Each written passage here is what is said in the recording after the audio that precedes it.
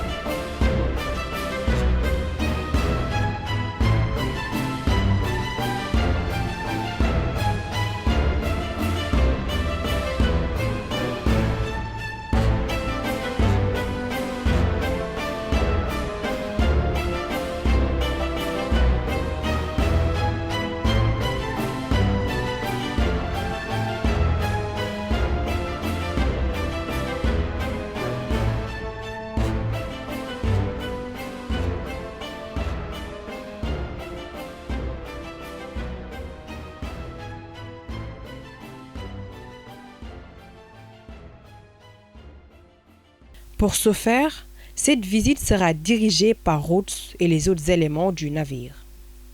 Composé de matériel de dernière génération, ce navire offre aux 42 commandants le constituant le luxe de bien se sentir comme chez eux, même en haute mer. Nous sommes présentement dans ce qu'on appelle l'hélicoptère boat, le bateau hélicoptère. C'est un bateau patrouilleur qui fait partie du dispositif militaire de l'armée britannique. Ce bateau dispose d'un système d'embarquement automatisé d'hélicoptères et d'un tarmac pour les avions qui peuvent décoller à partir d'ici. Et le bateau dispose de chambres, de cuisine et de toutes les commodités pour assurer le bien-être de l'équipage.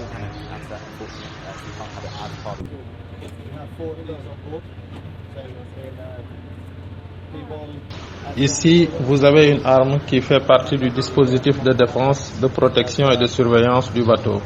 Cette arme est utilisée par des snipers qui peuvent identifier l'ennemi de très loin et l'avertir par des tirs de sommation et le maîtriser au besoin. C'est une très bonne arme dont la projectile se déplace à une vitesse de près de 4800 mètres par minute.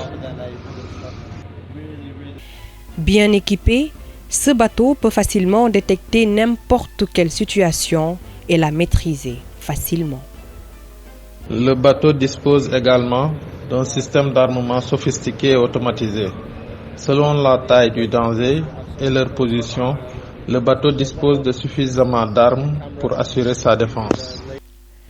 Le centre de commandement du navire, l'une des parties les plus mythiques et secrètes du bateau, car c'est ici que se passent les opérations de navigation. Le bateau est piloté à partir d'ici. Très connecté, ce bateau est composé de la plus haute et sophistiquée technologie intégrée pouvant détecter l'ennemi à des kilomètres. Là maintenant, nous sommes dans le centre de commandement du navire. Cet objet que vous voyez ici, c'est une mire qui permet de visualiser les objets flottants sur une longue distance. C'est une sorte de longueur qui permet de détecter et d'enregistrer l'élément avant de le transmettre sur cet écran de contrôle. Le bateau est équipé de l'un des plus récents et des plus sophistiqués systèmes de navigation maritime intégrés. Ainsi, à partir de cet écran, nous pouvons identifier avec précision les objets flottants détectés par le MIR et savoir s'il s'agit d'un bateau civil, militaire ou ennemi. Le bateau dispose également d'un système de surveillance intégré, avec des caméras et des détecteurs de mouvement installés dans tous les compartiments du navire, dont nous pouvons gérer à partir de ces écrans. Et cet écran qui est là nous permet de connaître la position exacte à partir du GPS des objets flottants étrangers, de communiquer avec eux jusqu'à une distance de 16 000 miles via des messages radio, avec la possibilité de produire des rapports chiffrés par fax ou par voie électronique au commandant de bord qui supervise tout le commandement du navire afin qu'il puisse prendre les dispositions idéales. Comme tous les navires de guerre au monde, il y a des zones rouges où les caméras ne sont pas autorisées. Pour le HMS, voici la porte No Access, en français, interdit aux personnes étrangères. C'est à l'intérieur de cette porte que l'on traite les informations les plus sensibles et secrètes de l'armée britannique. C'est là où débutent toutes les opérations de riposte ou de déroulement de plans stratégiques. L'équipe a demandé à filmer, mais c'était catégorique. Aucun journaliste n'entre dans cette pièce. Un des 5 navires de patrouille de la Royal Navy, le HMS Tran, est dans les eaux du golfe Guinée depuis 3 mois. Le Sénégal est sa 3e étape après le Nigeria et le Ghana. Au pays de la Teranga, sa mission consistera notamment à effectuer des patrouilles de sécurité maritime dans la région, mais aussi la poursuite du renforcement des capacités et des activités de sécurité maritime avec l'une des forces navales les plus compétentes de la région.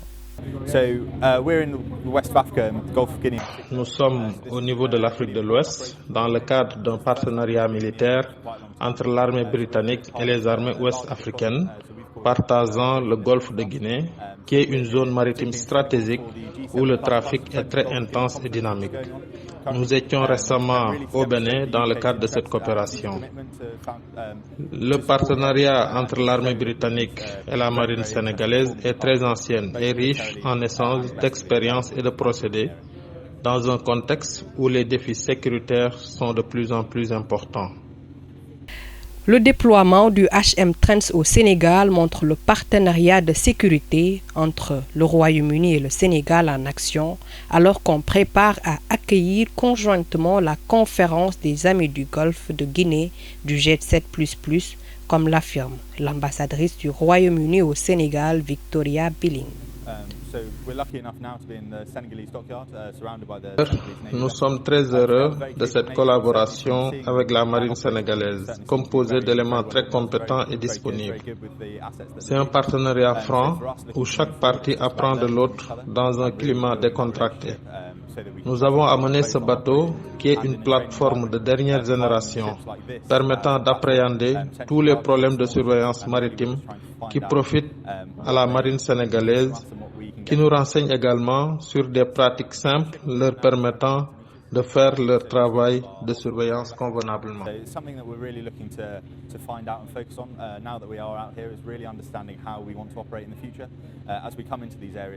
Et cette visite au Sénégal nous permet de faire le point sur nos forces et les défis qui profilent à l'horizon, afin de mieux préparer des stratégies opérationnelles communes pouvant nous permettre d'être toujours prêts pour réussir nos missions. Je vous remercie. Nous sommes là aujourd'hui sur invitation de l'ambassade britannique pour avoir une séance de travail et de visite avec nos collègues britanniques. Oui, c'est toujours enrichissant de visiter ou d'avoir une interaction avec des forces étrangères. Nous apprenons d'eux, bien sûr, ils apprennent aussi quelque chose de nous, c'est pourquoi ils sont là. Mais potentiellement, c'est des choses dont nous avons l'habitude de vivre ensemble, parce qu'on s'entraîne souvent ensemble à travers des manœuvres multinationales. Là, la visite a pour objectif pour nous de pouvoir expérimenter leur nouveau matériel, voir le sens opératoire qu'ils utilisent dans la lutte antiterrorisme ou dans le trafic illicite à haute mer. Et donc là, on apprécie bien la visite parce que nous avons vu qu'ils utilisent des équipements de dernière génération et c'est vraiment instructif pour nous. Oui, le partenariat il est toujours là et c'est d'ailleurs dans ce cadre que nous sommes là. Il y a un partenariat multiforme. Là, c'est le partenariat technico-tactique parce qu'il s'agit de l'opérationnalité. Il y a un partenariat plus technique qui est centré sur la formation. C'est notre côté. Et donc là, nous ne faisons que revivre ou redimensionner les choses et ça nous donne l'opportunité de pouvoir interchanger au haut niveau et savoir sur quel domaine appuyer.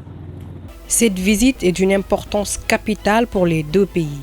Pour le Sénégal déjà, il s'agit d'apprendre de la nouvelle méthode très moderne de la navie pour protéger ses côtes et pour le Royaume-Uni de découvrir des méthodes traditionnelles que le Sénégal utilise dont eux-mêmes ils ignorent. Et pour l'ERAL, il s'agit d'immortaliser ce moment très important et historique pour le Sénégal.